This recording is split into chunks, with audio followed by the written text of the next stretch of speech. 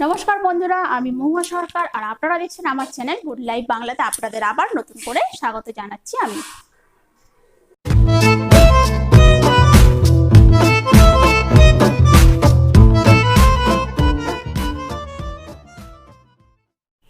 তো চলুন বন্ধুরা, আজ দেখে নিই আবার একটা নতুন রেসিপি।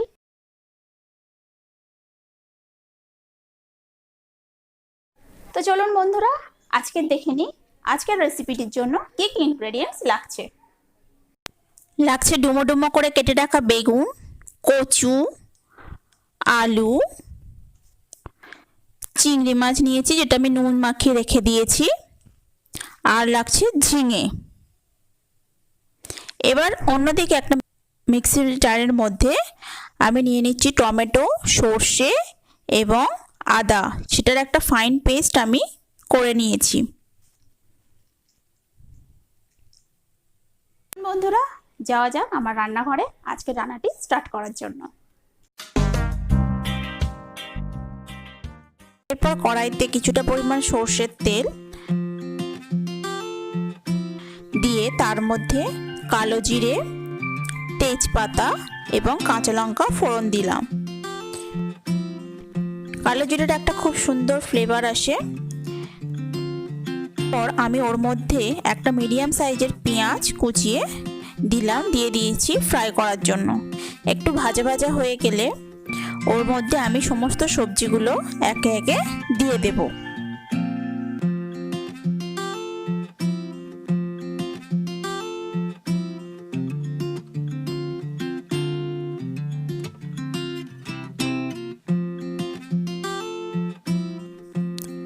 সমস্ত সবজিগুলো দিয়ে আমি ভালোভাবে হালকা ফ্রাই করে নেব, তবে খুব বেশি ভাজবো না, কারণ সবজিকে বেশি ভাজলে তার সমস্ত টেস্ট বা সমস্ত পুষ্টিগুণ চলে যায়।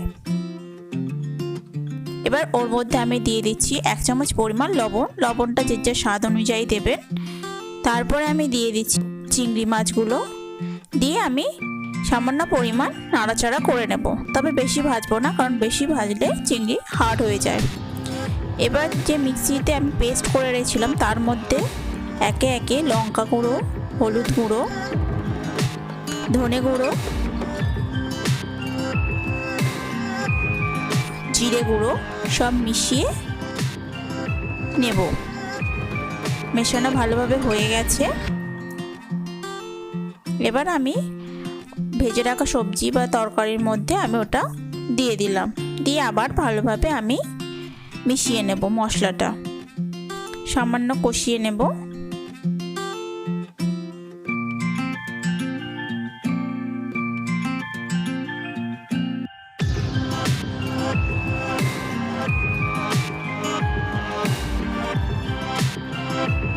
একটু কষানো হয়ে গেলে তারপরে ওই মিক্সিং জারের মধ্যে আমি 1 কাপ পরিমাণ জল দিয়ে ভালোভাবে পাত্রটাকে ধুয়ে নিয়ে আমি ওই তরকারির মধ্যে দিয়ে দেব।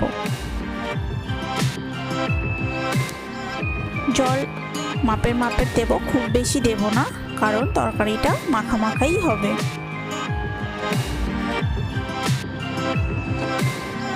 প্রায় 20 মিনিট পরে আমি আবার ফিরে এলাম। দেখুন ঝোলটা প্রায় মাখা মাখাই হয়ে গেছে। আলু, কচু সমস্ত কিছুই সব সিদ্ধ হয়ে গেছে। এটা এবার নামানোর জন্য রেডি হয়ে গেছে। এটা গরম গরম ভাতের সাথে খেতে খুবই ভালো লাগবে। এটা খুবই সুস্বাদুকর এবং খুবই টেস্টি একটা ডিশ। আপনারাও বাড়িতে ট্রাই করুন, আশা করি আপনাদেরও খুবই ভালো লাগবে। ভিডিওটি শেষ পর্যন্ত দেখার জন্য আপনাদের অসংখ্য ধন্যবাদ। এইভাবে আপনারা আমার চ্যানেলটিকে ভালোবাসতে থাকুন এবং আমি আরও নতুন নতুন ভিডিও আপনাদের সাথে শেয়ার করতে থাকবো। ধন্যবাদ।